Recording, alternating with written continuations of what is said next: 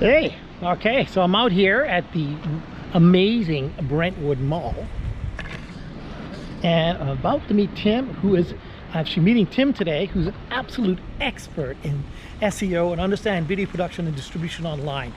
These are some of the tips that he had to help you guys figure out how to qualify or quantify your video production expense. Tim. Yeah, let's talk about it. Video production, video for local businesses is one of the, it depends on where you are in your business, but one of the key things about video today in marketing is it's the key way to grab people's attention, right? People's attention, let's say 30 years ago, was much, you had a few minutes, right? But nowadays, because of all the instant gratifications of technology that we live in, all the Snapchat and all these different things, we have moments to capture somebody's attention. And nothing is more powerful than video currently at the stage. It could change in the future, but right now, video is one of the most powerful tools to stop people what they're scrolling, watching, or whatever it is, to capture your target audience. 1 hour or whatever movies. I'm just gonna comment right now. There really is only 3 different kinds of media out there in types of shows. It's a strange thing. Everyone thinks all these different choices, there's genres, there's many mix and matches, but the DNA, if you will, of entertainment falls into 3 categories. The first category is advertising, which we've touched base on. That's the wham bam, thank you ma'am, you know, okay, here it is, 2 for 1. And depending on what you're selling, that might not be a bad fit. It also comes from television, and also is very effective technique when it comes to distributing things for, shall we say, Facebook or Instagram or these short form media platforms that require a quick message.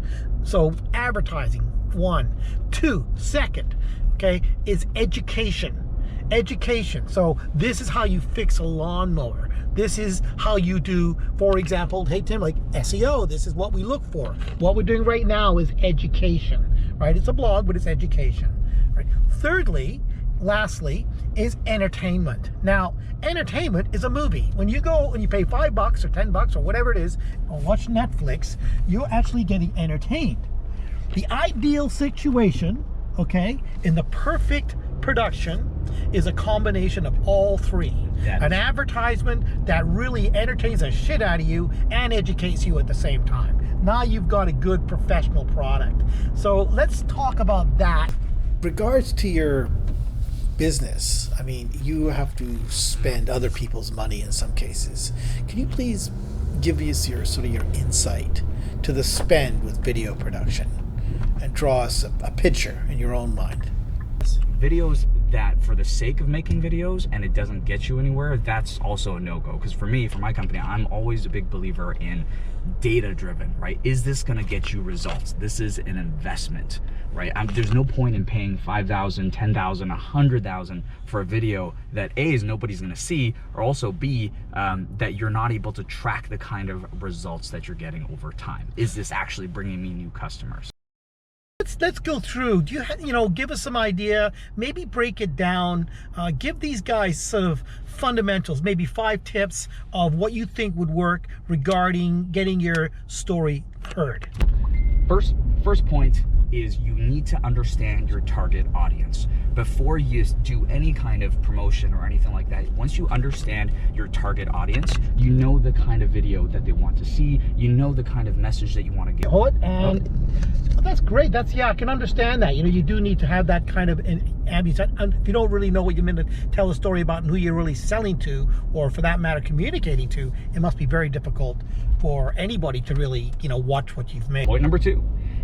Understanding the analytics of your videos is extremely important. So understanding that the difference between somebody watching, let's say I'm a consumer, I'm on Facebook and I see one of your video ads, if I watch it for 3% or 5% of your video versus I sat down and I watched 75 or 95% of that video, it's able to help me as a business owner understand this person, the difference between the person that watched 95% and 5%, right? So to somebody that's watching 95% of your video, they're more intentional. They actually resonate with the message, or they find your video interesting, so that way you can actually remarket back to them and say, hey, I have another video, I have an offer for you, or I have a special promotion, I have a consultation, whatever it is, as opposed to not knowing what your videos are actually doing. As long as we can get that message, I find as a producer, as you know, as a storyteller, if I can get that primary message in the first few seconds,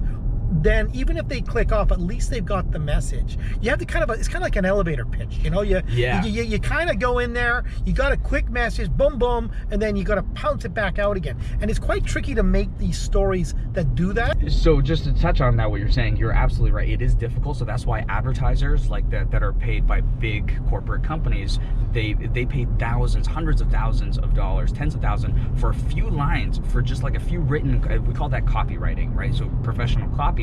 And it's meant to, the whole point of the first few seconds of your video is to get them to watch the next few seconds, and to watch the next few seconds, and the next few seconds. This is where consumer psychology and copywriting and all this stuff comes in. But so one of the key things when it comes to advertising and digital media is we call it this the scroll stopper. The scroll stopper is actually exactly what you're talking about. The scroll stopper is the first 3 to 5 seconds of your video that you need to capture their attention, right? If it's the right audience, it'll capture. If it's not, then it's not right. So as an example, if I was to do like a selfie video right now, then I would say, hey, attention small business owners, are you making this mistake when it comes to your advertising, right? Then they would stop like, oh, am I doing that? Maybe I am. We also write social. The important thing is that what we find is that it is a sort of a story dynamic, and every company is a little bit different. Tip number 3 is the importance of storytelling. Consumers, this message for all business owners out there.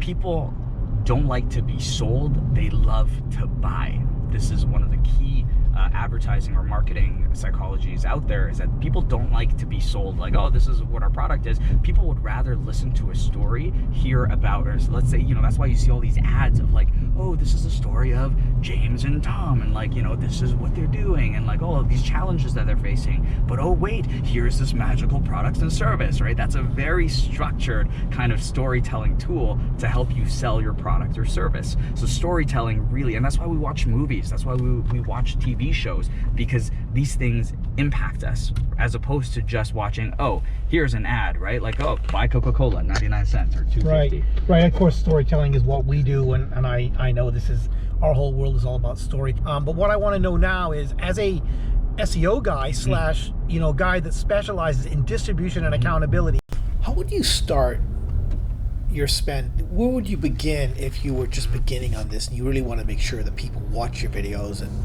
you know, you get something for them? That depends on your level of budget as well as where you are in your business. So if you're a small to medium-sized business and you've never done any kind of video marketing before, you need to figure out where to go. The best place I would say to start is when you are running advertising, whether that's Facebook ads, whether it's YouTube ads. When you start running ads, you're able to have a very clear idea of it, because for things, if you hear people talk about SEO and all these things, these are long-term investments, right? YouTube videos, whereas a bit more long-form structure. So we've just so sorry to interrupt you there. So we deal with paid advertising as one of the tips. Yes. Just so I'm clear here,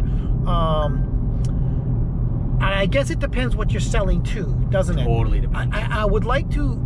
Okay, so we've covered paid advertising. Right. Now, let's talk about SEO, like general, you know, blogging, whatever it is, long-term stuff. How long-term investments. So for something like, whether you're doing blogging, whether you're doing a video, me for myself, right, I have my YouTube channel that I'm investing time into and growing that, because in this day and age, when you're running an advertisement on whatever platform you're in, you are interrupting somebody who does not know you, who does not really understand you. Now, when it comes to SEO, now once people have seen your advertisements, they understand your brand, they want to look you up more, right? Because before anybody buys anything, depending on your product or services, if you're a higher ticket service, let's say if you're consulting, or if you have a business that is a couple $1,000s at least, then people want to know you and trust your brand more. So just because they see an ad, they may not click on you, right? But once they know your name, they're gonna look you up.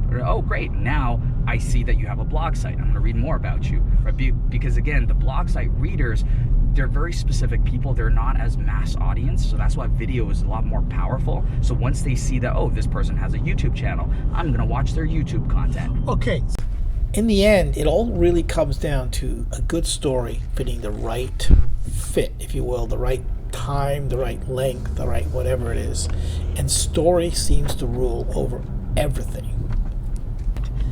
Do you agree? What do you think about? 100% agree with you. It really, so because we're in this multimedia age where there's TikTok, YouTube, and Clubhouse now, right? And there's so many distribution channels, you know, most people, they're splitting them up into different pieces, right? Because I have advertisements, I have educational YouTube pieces, right? And I have, you know, sometimes you do things for shiggles, which stands for, you know, I don't know if I can say this on YouTube, shits and giggles, but but when you collect all three pieces together, and I'm sure Andrew can find a few examples of powerful advertisements that are not only entertaining, but they teach you about the product, and as well as they give you an offer. You can clearly see this as an ad, but man, those are so good. I remember, so let me give you an example. One of my favorite ads is the Squatty Potty ad.